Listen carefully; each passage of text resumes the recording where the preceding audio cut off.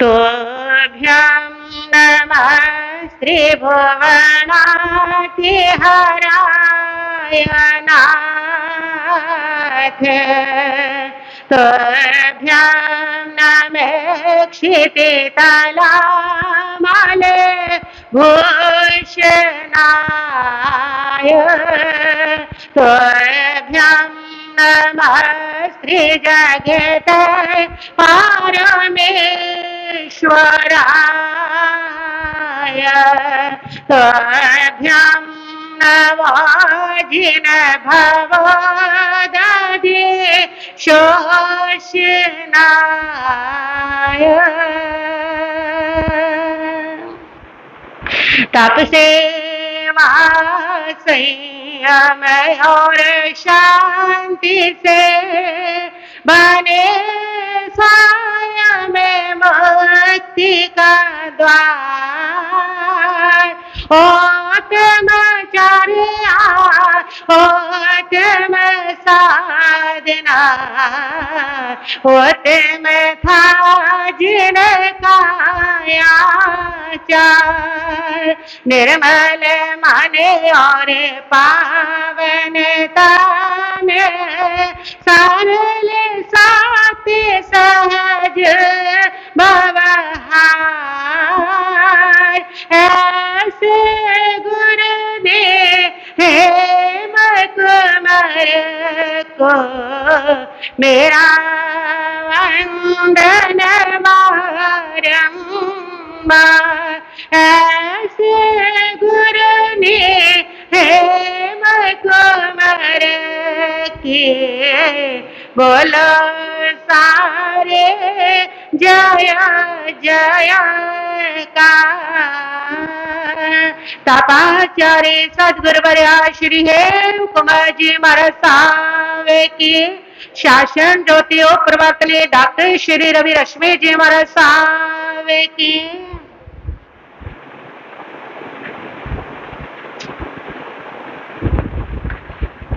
श्रमण संघीय महामंत्री पूज्य गुरुदेव श्री सौभाग्य मुनि जी महाराज साहब, युग पुरुष उपाध्याय भगवान श्री प्रवीण श्री जी महाराज साहब, मान जीवन धर्मात्री श्रामणी श्रामणी सदगुरुवर्या डॉक्टर श्री रवि रश्मि जी महाराज साहब के पावन चरण कमलों में वंदन नमस्कार करने के पश्चात उपस्थित भव्य आत्माओं, सो रहे हैं आप स्वस्थ सप्ताह के अंतर्गत शरीर को निरोग्यता प्रदान करने वाले अद्भुत सूत्र। हमारी देह चाहे नाशवन है, फिर भी इसको कभी व्यर्थ भी मत समझना, व्यर्थ मत करना, क्योंकि यह देह जो है ये पुण्य की दौलत है। मानव देह बड़े पुण्य से मिली है, इसलिए जो पुण्य का उपहार है उसको स्वस्थ रखना, उसको संजो करके रखना, वो हमारा पहला कर्तव्य है। यदि आपकी देह स्वस्थ होगी तो आप स्वावलंबी जीवन जी सकते हैं, आपकी समाधि बनी रह सकती है, आप धर्म ध्यान कर सकते हैं, आप परोपकार कर सकते हैं, किसी की सेवा कर सकते हैं, आप सोशल वर्क कर सकते हैं। लेकिन यदि आपका शरीर ही स्वस्थ नहीं है तो आपको प्रारंभिक जीवन जीना पड़ेगा, आपको दूसरे के ऊपर निर्भर रहना पड़ेगा। और याद रखना, परालंबन का जो जीवन होता है वो बड़ा अपमानजनक जीवन हुआ करता है। जो लोग दूसरे पर निर्भर हो जाते हैं, घर में ही उनको अपमान मिलने लग जाया करता है, और वो अपमान का जीवन आपको असमृद्धि पैदा करता है, आपको अशांति देता है। इसलिए मानव देह जो है वो पुण्य का उपहार है, इसको स्वस्थ रखोगे तो ये आपको समाधि देगा, इसको स्वस्थ रखोगे तो इसके माध्यम से आप बहुत सारे अच्छे कार्यों को संपन्न कर सकते हो। तो इसलिए आपका पहला कर्तव्य अगर कोई है तो वो है अपनी देह की हिफाजत करना, अपने देह को निरोग रखने के अद्भुत साधनों का प्रयोग करना, जिसके द्वारा तुम स्वस्थ और सुखी जीवन को जी सको।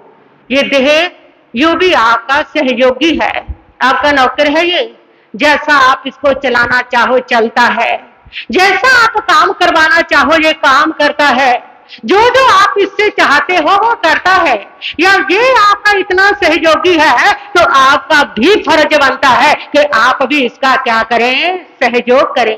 आप इसके साथ मैत्री भाव रखें, आप इसको इग्नोर ना करें कि इसके साथ जो होता है होने दो। आप इसके लिए ऐसा भी ना करें कि अगर ऐसा आप साधन प्रयोग कर रहे हैं कि आपके शरीर के ऊपर इफेक्ट आ रहा है, जैसे ये आपका सहयोगी है ऐसे ही आपको भी अपने शरीर का सहयोगी बनना चाहिए, उसका हित साधन आपको करना चाहिए।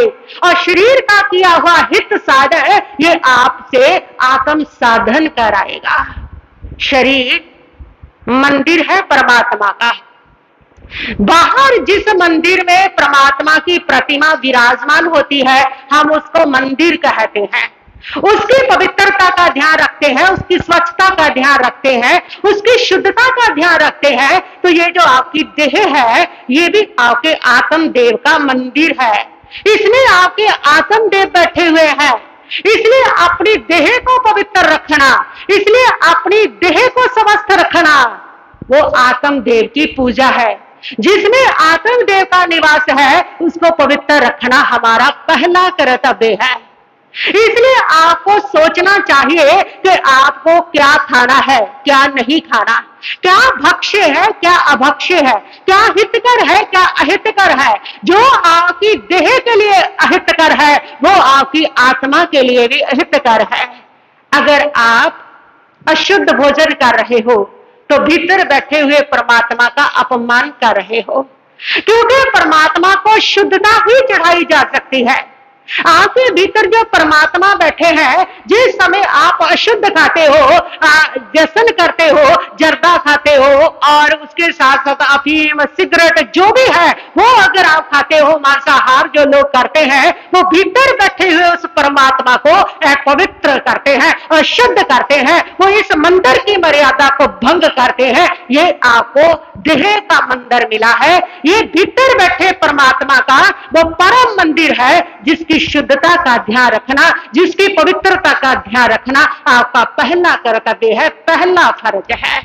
इसलिए अगर कोई ऐसा व्यसन सेवन करते हो, सिगरेट पीना, सुपारी या इस प्रकार का कुछ खाना, तो भीतर बैठे हुए परमात्मा की असाधना से बचने के लिए, उस परमात्मा की को अशुद्धता से बचाने के लिए आपको इन सब का त्याग करना चाहिए। तो इसलिए भोजन जो है उससे हमारी देह का निर्माण होता है।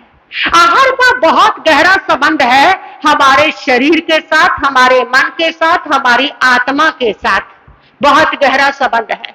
जैसा आप आहार करोगे उसका इफेक्ट आपके शरीर पे तो आएगा ही आएगा, उससे आपकी उसके साथ साथ आपके मन पे भी इफेक्ट आएगा और आपकी आत्मा पर भी इफेक्ट आएगा। इसलिए आहार शुद्धि का होना बहुत जरूरी है। आहार शुद्धि से आपकी आचार शुद्धि होती है, आचार शुद्धि से आपकी विचार शुद्धि बनती है, विचार शुद्धि से आपको भाव शुद्धि की प्राप्ति होती है। लेकिन इन सबकी नींव जो है वो क्या है? आहार शुद्धि है। इसलिए आहार शुद्धि पर विशेष ध्यान रखें, आहार की स्वच्छता पर ध्यान रखें, आहार कहां से आया है, कैसे भावों से आया है उसका ध्यान रखें। मुनि के 42 दोषों में बताया गया है ना, द्वेषना, परिभोगेशना, ये जो है ये क्या है? आहार की शुद्धि ही तो है। कि आहार में ऐसे शुभ तत्व तो नहीं मिले कि वो आहार अन्याय से आया है, वो आहार गलत तरीके से आया है, उसको देखना वो आहार की शुद्धि है। वो आपके लिए भी है कि कहां से आ रहा है आपका भोजन, किधर से आ रहा है, कौन सी कमाई से आ रहा है। फिर जिस समय उस आहार को आप कर रहे हो उस समय देखना, उसकी शुद्धि की ओर ध्यान देना कि जो आहार आप कर रहे हो वो कैसे बना है, किन चीजों से बना है, वो आपके लिए हितकारी है या अहितकारी है, वो भक्ष्य है या अभक्ष्य है, वो आपके लिए पाच्य है सुपाच्य है, उसको देखना। वो क्या है? परिभोग का। अगर नहीं देखते हो तो परिभोग का दोष लगता है। खाते समय देखना कितना भगवान का धर्म ऊंचा है कि आहार की भी परिमार्जना करना, आहार का भी प्रतिलेखन करना, आहार का भी निरीक्षण करना, आहार को भी देखना कहां से आ रहा है, उसको भी दोष है, और खाते समय भी दोष है, लेते समय भी दोष है। अगर आप उसकी शुद्धता का ध्यान नहीं रखते हो, यही आहार की शुद्धि है। वर्णन आता है ना धृतराष्ट्र का कि धृतराष्ट्र जो है उन्होंने सवाल किया श्री कृष्ण से कि प्रभु, मेरे सामने मेरे 100 बेटे मारे गए और मैं अंधा बना, किस कर्म के उदय से मैंने 100 जन्म देख लिए लेकिन मुझे पता नहीं चल रहा। तो श्री कृष्ण ने कहा कि धृतराष्ट्र, बात 100 जन्म से और पीछे की है, और पीछे जाओ। पीछे तुम बता रहे हैं वो, उसमें तुम एक राजा थे, तुम शाकाहारी थे, जबकि तुम उसके साथ साथ अच्छे थे, दयालु थे, लेकिन तुम्हारी एक आदत थी, जो तुम आहार करते थे ना, उसको देखते नहीं थे। कहां से आया, कैसे बनाया, क्या खा रहा हूं, बस देखना नहीं है उसको। स्वाद लंपट के तो स्वाद है, चीज टेस्टी है, बस डाल लो अंदर, देख के करना क्या है। यही तो स्थिति हमारी है। बाजार में स्वाद मिल रहा, बस खा लो, पूछने की जरूरत ही नहीं है उसमें अगर डल रहा है या नहीं डल रहा। उसकी परिलेखना करनी ही नहीं है, उसको अच्छी तरह से उसका निरीक्षण परीक्षण करना ही नहीं है, उसकी गवेषणा वेषणा कुछ करनी ही नहीं है, उसको ढूंढना ही नहीं है, देखना ही नहीं है। ये आज हमारी सारी स्थितियां चल रही है, और उसी का परिणाम है कि जैन लोग जिस उस दुकान का केक खाते रहे शाकाहारी समझ करके, और उसका जब पोल खुली तो पता चला कि वहां पर एग भी चल रहा है। ये तुम्हारे लुधियाना की घटना है। कितने लोगों का धर्म भ्रष्ट हुआ, वो सिंधी स्वीट्स वाले, कितने लोगों का धर्म भ्रष्ट हुआ। किस लिए? उनका दोष है, अपना दोष है कि भगवान ने कहा है आहार को देखना, वो आहार शुद्धि है। भगवान ने कहा उस आहार की परिलोचना करना, परिभोगना का दोष है कि बिना देखे तुम उसका परिभोग कर रहे हो, खाते चले जा रहे हो, खाते चले जा रहे हो बिना देखे, यही परिभोगना का दोष है कि देख ही नहीं रहे हो। और ये मोस्टली बाजार के भोजन में चल रहा है। स्वाद है, उसका स्वाद, केक इतना स्वाद है, उसकी पेस्ट्री इतनी स्वाद है, अरे उसका रसगुल्ला इतना स्वाद है, उसमें क्या है उसकी तो देख रेख करनी नहीं है। बस स्वाद के चक्कर में हम वो सारा धर्म भ्रष्ट करते हैं। तो यही था उस धृतराष्ट्र के साथ, स्वाद। और उसका जो रसोईया था वो समझता था कि जिस दिन महाराज को स्वाद चीज बना के देता हूं मुझे इनाम मिलता है, इसलिए वो स्वादिष्ट स्वादिष्ट बना के देता था। और उसने उनका स्वाद बढ़ाने के लिए क्या किया कि छोटे छोटे पक्षी के जो बच्चे हैं वो ला करके कोमल कोमल बच्चों को आहार में डाल डाल करके खिलाने लगा। और वो देखते तो थे नहीं, वो शाकाहारी थे, मांसाहारी नहीं थे, शाकाहारी थे। और यही दोष था कि देखना नहीं, यही एक उनके अंदर कमी थी। वो देखते नहीं थे कि क्या खा रहा हूं, वो पूछते नहीं थे कि क्या खा रहा हूं, वो उसकी गवेषणा नहीं करते थे, वो परिभोगना येषणा करते समय उसके ऊपर नजर नहीं डालते थे, और वो खाते चले गए, बड़ा टेस्टी इनाम भी देते चले गए, अनुमोदना भी करते चले गए। और बताया कि ऐसे तुमने 100 बच्चों को खाया और उसके परिणाम स्वरूप तुम्हारे 100 पुत्र तुम्हारे सामने गए, बिना देखे तुमने खाया, उसके परिणाम स्वरूप तुम्हें अंधापन प्राप्त हुआ। आंखें होते हुए भी अंधे हैं अगर उस आहार को देख नहीं रहे, जांच नहीं रहे, परख नहीं रहे कि हम खाते क्या चले जा रहे हैं। तो इस प्रकार आहार शुद्धि जो है वो आहार शुद्धि आपकी है कि उस आहार को देखना, वो आहार कहां से आया है। खाते समय देखना कि उस आहार में अशुद्ध तत्व तो नहीं मिले हुए, वही आपकी क्या है, आहार शुद्धि है। शाकाहार भोजन करना, सुपाच्य भोजन करना, जो शीघ्र पच जाए उस भोजन को करना।